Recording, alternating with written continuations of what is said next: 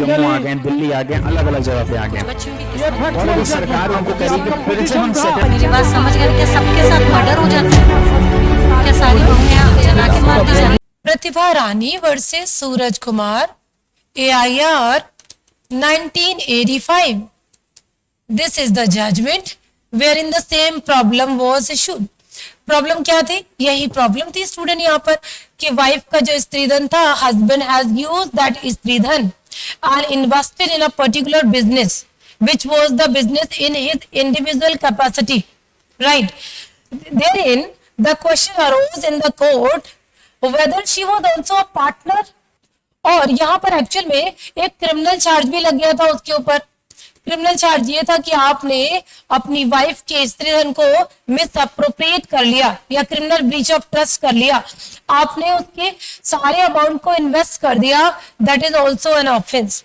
But हम इस पे नहीं जा रहे, हम इसी पॉइंट पे रहते हैं कि क्या वाइफ के स्त्रीधन को हस्बैंड अगर यूज कर ले और बिजनेस कैरी कर ले तो क्या इन दोनों के बीच कोई रिलेशन एस्टैब्लिश होता है as an agreement to say that wife was also a partner?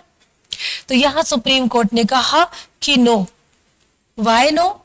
Because the stridhan which belongs to the wife was given to the husband, but there was no such agreement wherein the wife was saying that you should do the business, I will also having participation on the business, we both will share the profits, and there is no such kind of case.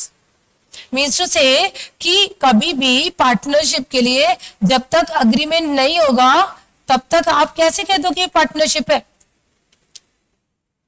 Did you get my point? तो यहाँ पर जो 2-3-4 लाइनें हैं वो मैं आपको dictate करा देती हूँ, सभी लोग लिखिए इसमें। पहले केस लिख लो, केस लिखिए स्टूडेंट, राइट? प्रतिका एंड काव्य, राइट डाउन द केस। और ये किस टॉपिक पे लिख रहे हैं? जहां पे आपने लिखा कि अग्रीमेंट होना चाहिए, राइट? अग्रीमेंट नहीं तो काम नहीं चलेगा। लिखिए। इन दिस केस, कौन सा केस? ये वाला।